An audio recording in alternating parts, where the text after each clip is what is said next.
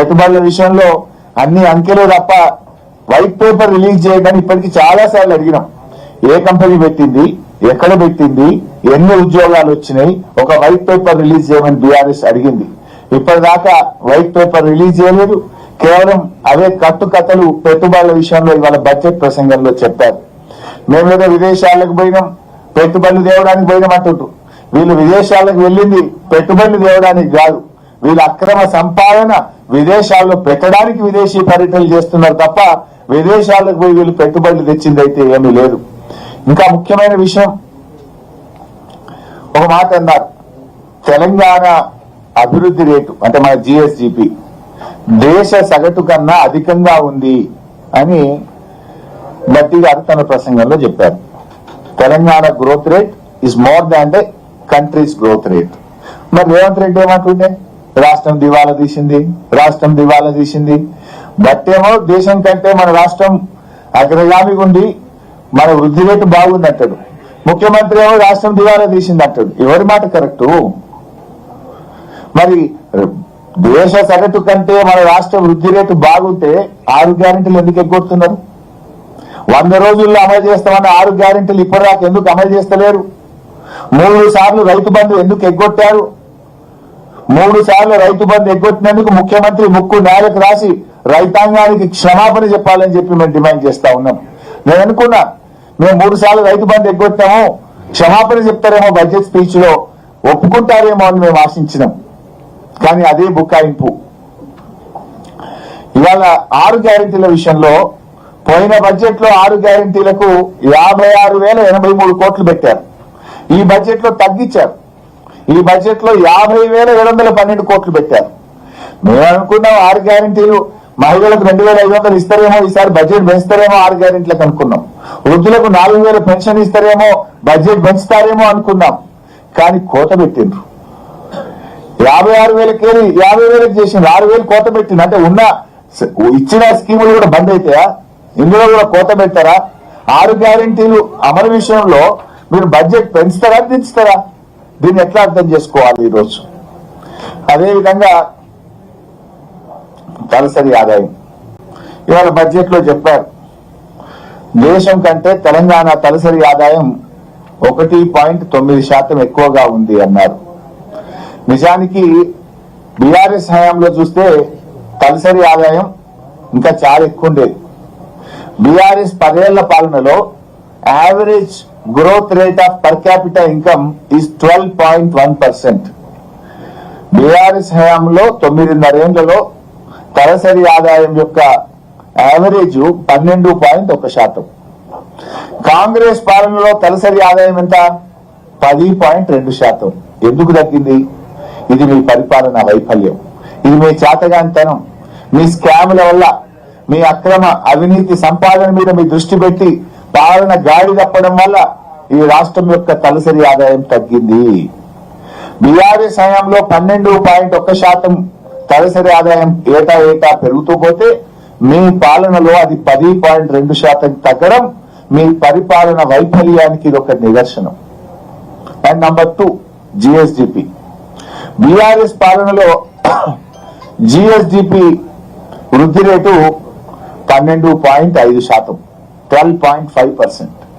ఇవాళ బట్టి గారి ప్రసంగంలో జిఎస్డిపి వృద్ధి రేటు ఎంత చెప్పినారు? 25-26 సంవత్సరానికి 10.7% అని చెప్పారు. మా పాలనలో 12.5% జిఎస్డిపి రాష్ట్రం యొక్క ఆదాయం పెరిగితే మీ పాలన 10.7%కు తగ్గిందంటే ఈ రేవంత్ రెడ్డి గారి ప్రభుత్వం అట్టర్ ఫెయిల్ అయిపోయింది. పాలనలో మీరు ఫెయిల్ అయ్యారు. మీ తుగ్లక్ పనుల వల్ల, మీ హైడ్రా, మీ కూల్చివేతలు, మీ కరప్షన్, మీ పరిపాలన వైఫల్యం వల్ల రాష్ట్రం యొక్క వృద్ధి రేటు 12.5 నుంచి 10.7% తగ్గింది. తలసరి ఆదాయం తగ్గింది, జిఎస్డిపి తగ్గింది. Is it not the failure? ఇంకా సిగ్గు లేకుండా బలలు కొడుతున్నారు.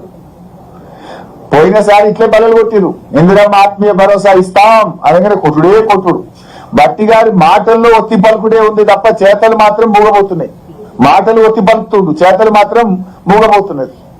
పోయినసారి కూడా ఇట్లే ఒకటే కొట్టుడు. ఏది రాజ్యం యువ వికాసం ఇస్తూనే ఉన్న 6,000 కోట్లు అంటే కొట్టుడే కొట్టుడు. ₹1 ఇచ్చిందో ఒకరికి ఇచ్చిందో లేదు. చూస్తే ఉన్నది అంతా డొల్ల. జిఎస్డిపిలో డౌన్, పర్ క్యాపిటల్ ఇన్కమ్ లో డౌన్.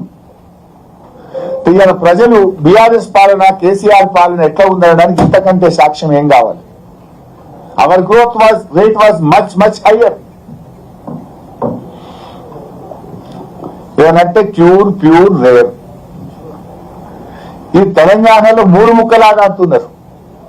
ప్యూర్ అని ఓ మూడు ముక్కలాట ఆడుతున్నారు. ఇది ముమ్మాటికి ప్యూర్ మోడలో, రేర్ మోడలో, ప్యూర్ మోడలో కాదు, ఇది చోర్ మోడల్. భూములు కొల్లగొట్టే గోల్మాల్ మోడల్. చోర్ మోడల్, గోల్మాల్ మోడల్. అసలు 6 గ్యారెంట్ల గురించి ఒక ముక్క లేదు. ఆ మూడు ముక్కలాట గురించే చెప్పారు ప్రజలు, రాష్ట్ర ప్రజలు. మేమందరము 6 గ్యారెంటీల గురించి చెప్తామని ఎదురు చూసినాం, కానీ మూడు ముక్కలాట గురించే ముచ్చటంతా.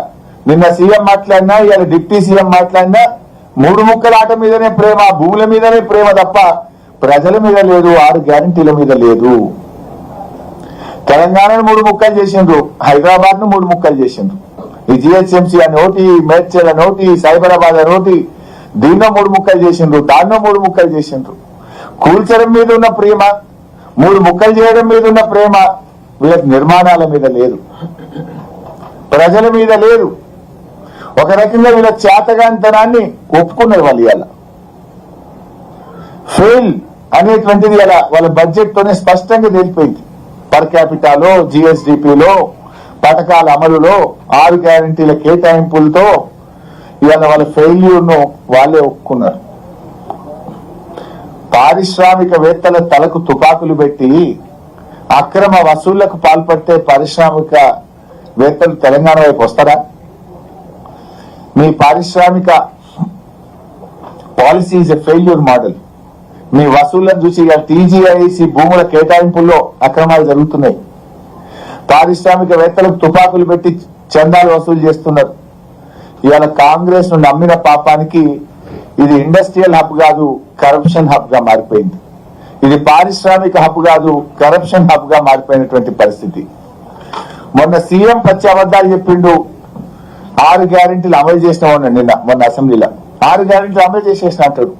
6 గ్యారెంటీల్లో మొదటి హామీ మహిళలకు 2500 అమలు కాలే. 6 గ్యారెంటీల్లో చివరి హామీ వృద్ధులకు 4000 పెన్షన్ అమలు కాలే. మధ్యలో కూడా ఏది కాలే.